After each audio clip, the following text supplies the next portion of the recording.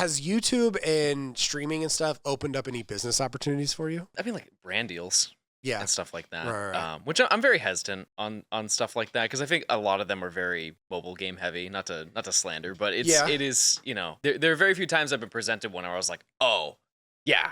Right. Yeah, for sure. Like when the Pokemon company reaches out to me, I'm like, yeah, absolutely. Because it's like, that is the, you know, for any content creator, that is the dream sponsor to get because it is your demographic. Yes. There's nobody who's going to be like, ew, why would you promote that kind of deal? Yeah. The one story that I always tell about the most interesting brand deal I ever got, this was back in 2018. I got contacted by a Chinese agency. They wanted to make a Johnstone TV show. And so they wanted me to be exclusively on Chinese television, so I was gonna get my own channel.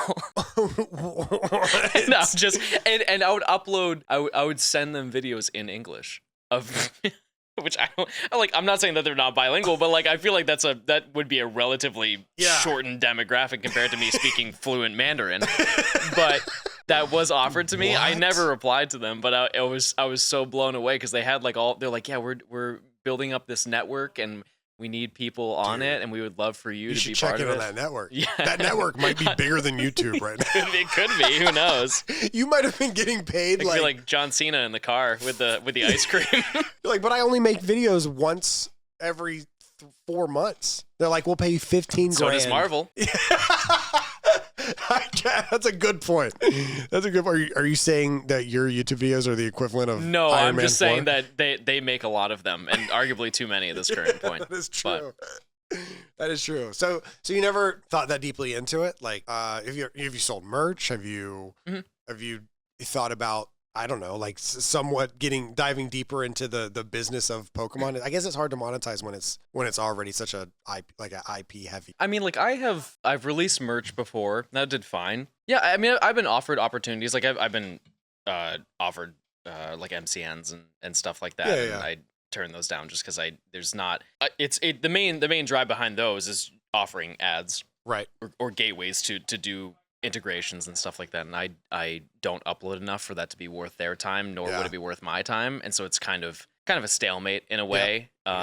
And it's one of those things where I could change my content to reflect that, and in reality I would make more money, but I also don't, in the most respectful way, I make plenty, and I don't need to like worry that hard about that in a way.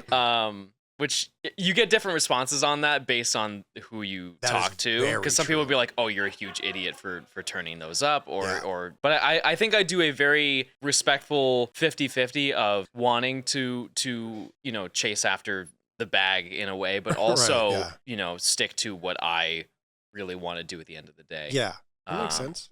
So that does make sense, kind of. In a way, yeah.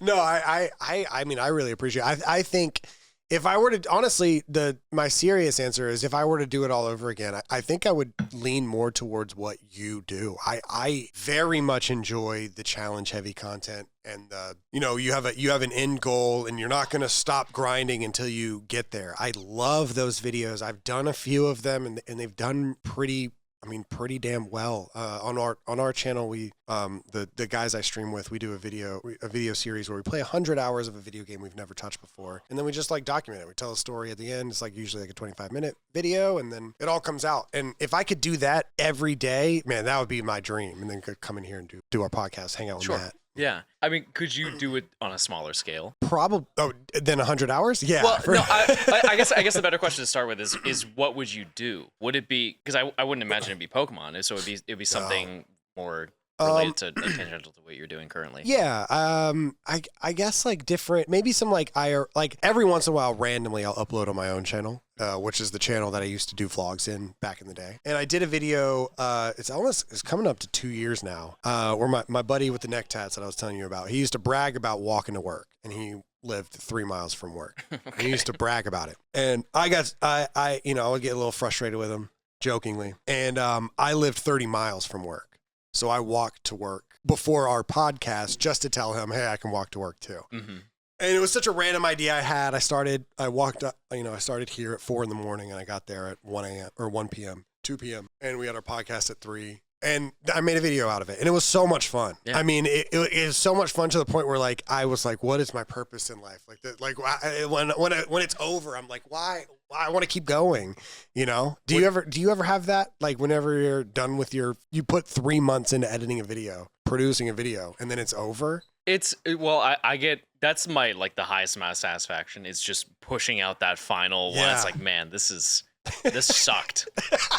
This was not, like, top to bottom. Because once I get to the editing stage, because I don't know if you knew this, but, like, generally speaking, I edit my videos. But also, here's the thing is, and I generally get a reaction of, like, why do you do that? Right. Because most content creators at my size pay somebody to do the editing. Right. Imagine throwing, like, 600 hours of footage to an editor and being like, good luck. All right, I'll be live.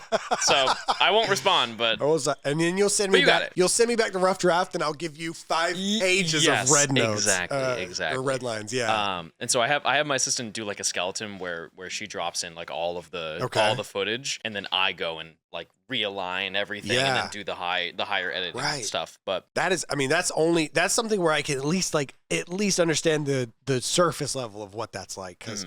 For the 100 hours videos, we have 3 guys, so there's 3 perspectives. 100 hours, so 300 hours worth of footage. We finish it, and then it's up to me to write the script. So I go back and watch it all. Exactly. Yeah, and that's. So when you said you keep an outline. While you're doing stuff, do you keep in mind? Do you have a notebook you write notes on? Like when something happens, like when something funny happens, you're like, I got to put that in the video. Do you keep that on hand? So yeah, I keep some of those. One thing that I've realized that is kind of it's my best quality for my content is that I can see my video as it's being made. Like I just know when something happens, I know what parts I'm going to include, what parts I'm going to leave out. If a funny moment happens in the middle of it, I'm keeping a straight face, but I know internally I'm like, this is going to be so good in the video. Yes. So I think I just have a general mindset of what I'm walking into in whether it be a stream or when I'm doing like the scripting for it. I don't know about you, but like when it comes to writing scripts, I just kind of just do it. I treat it like a school essay in a way, and just kind of crank through that. And I actually have a tougher time starting it. I don't know if you have a tough time starting it. Because you got to reel them in. Yeah. Or is it just where do I begin? I think it's like the daunting task of like, once I start, I know 2 days max is like what it's going to take. Even sometimes I just knock it out. Like I'll start at midnight and then just go work till 5 a.m. I'm just, because it's quiet and I'm just